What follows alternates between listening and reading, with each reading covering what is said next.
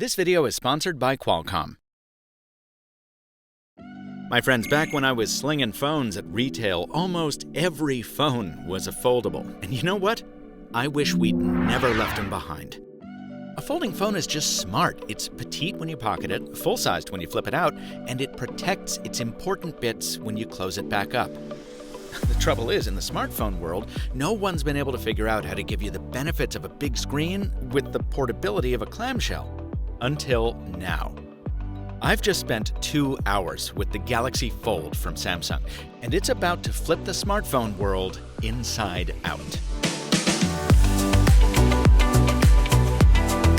You can probably hear it in my voice. Getting to hold this phone was one of the most exciting moments of my career covering mobile tech, reminiscent of the thrill I got previewing the Huawei Mate X a couple months ago. But as intoxicating as the Huawei phone was, it's Samsung's design that I think will ultimately win the coming foldable wars. That's because the Galaxy Fold is an innie instead of an outie. That means when closed, it protects its big display instead of exposing it to damage on the outside. That screen is one continuous, flexible OLED that dominates almost the entire interior surface, with the exception of an offset notch in the upper right corner for the twin interior selfie cameras.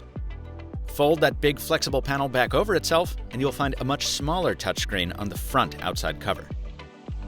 I've recently realized that versatility is one of the most important features to me in a phone, and the most potent illustration of the Galaxy Fold's versatility is right here. That big 7.3-inch tablet on one side and the small 4.6-inch phone on the other, it's the same device. Now, if you're sweating the big bezels on the smaller screen, I sympathize. It's kind of goofy looking. But as someone who used a lot of clamshell phones back in the day, I gotta say, that kinda misses the point. This screen is for the quick hit tasks when you've only got one hand free. You're not gonna spend a lot of time out here. When you have a second to sit down and unfold, you can take whatever you're doing up front and spread it out across that main canvas. In fact, there's so much screen area here compared to a normal phone that you can run 3 apps alongside one another if you want to. Then when you're done, you fold it back up and stick it in your pocket like it's a much smaller phone, because now it is.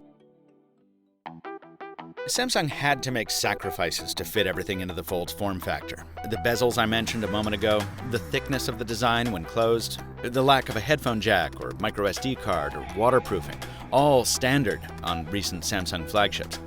But it's also noteworthy what Samsung didn't sacrifice. There are 3 main cameras on this phone, the same wide, ultra-wide, and telephoto array that I loved on the Galaxy S10 Plus. That's in addition to those dual selfie shooters inside, and a 6th camera for the cover, also for selfies. There's wireless charging on board, as well as reverse wireless charging to gas up your Galaxy Buds or watch. And there's enough horsepower under the hood to satisfy power users across everything from phone mode to tablet mode to, yes, PC mode with Samsung DeX. I'm sure all 3 of you DeX users out there will appreciate that. Okay, so, ready to come back down to earth? Yeah, the Galaxy Fold also costs a staggering amount of money. So let's take a step back and take stock of the shortcomings you'll have to live with if you smash the piggy bank. With a power pack barely bigger than what's in the Galaxy S10 Plus and a much larger display, battery life is a concern for me. You probably won't be able to charge it as quickly as you can some newer phones either, thanks to the older quick charge tech. The strange aspect ratio of the main screen isn't great for watching widescreen videos. Then there's the mechanical reality of the display. Samsung rates it good for 200,000 open closes, which it says should be good for 5 years of usage. But if you expect this to be the perfectly smooth glass of your current smartphone screen, think again. Just as I saw on the Huawei phone, there are imperfections, and yeah, there's a crease here. And given the various foldable prototypes I've seen over the past few months, it seems clear those creases are something modern engineering just can't yet iron out. Most concerning of all is a kind of broader platform question. When was the last time you saw an Android tablet get rave reviews? They're almost universally regarded as not that great, and an Android tablet is kind of what you get when you open this thing. I mean, I'm going to have to try hundreds of apps in my review to satisfy my concerns about scaling issues and compatibility with this screen shape and size.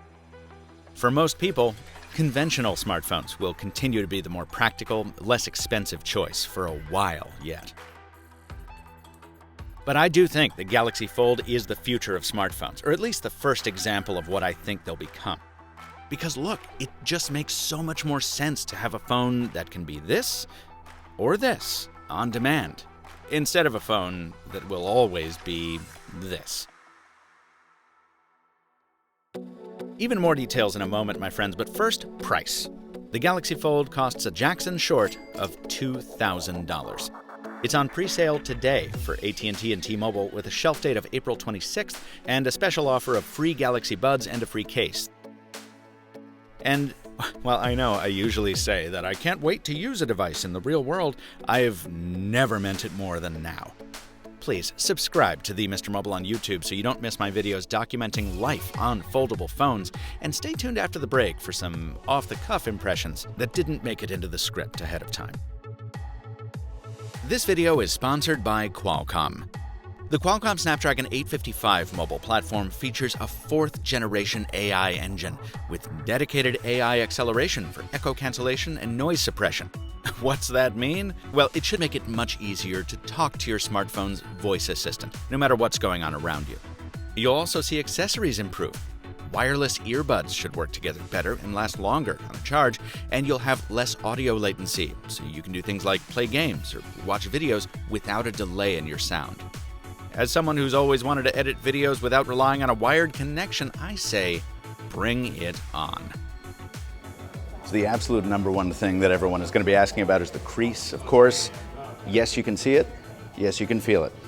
As I said in the video, it just seems like something we can't engineer out right now. As you're scrolling horizontally, say, yeah, you do feel like a little bit of a gutter there. Only time will tell whether that starts to annoy me or not. Straight how this caption just sort of runs off the edge of the screen here. Because in order to read that caption, it turns out we have to open the phone, and then once again we have to go back down and find our spot. And now we understand what Dave is trying to say. Early software. See how that speaker is? Good call there, bud. An exceptions. Yeah. Say you are true evil. Oh man. Shall I tell you? We got audio here. We got audio here. Nice. It is to submit to you. Yeah. It is when we surrender. R.I.P. Tasha Yar. Spoiler alert. Another thing that actually surprised me quite a bit was that the fingerprint sensor is integrated not into the power button, which is right up here on the side, but into the Bixby button, which is right up, it's where your thumb rests. I don't have an objection to that. I just am going to ask why the power button is not the fingerprint sensor button. We've dealt with this before. We'll figure it out. What this reminds me of? The BL40 from LG mixed with the LG Envy. Both of those released before you were born, young man. Wow. It's a compliment. Haven't gotten enough? If you want another take on the Samsung Galaxy Fold, Android Central has hands-on going up alongside mine, so check it out at the link in the description. And folks, I'm eager to talk about this phone. Hit me up on Twitter, Instagram, Facebook, anywhere you can find the Mr. Mobile handle, and hit me with the questions I didn't get to in this hands-on. Until next time, thanks for watching, and stay mobile, my friends.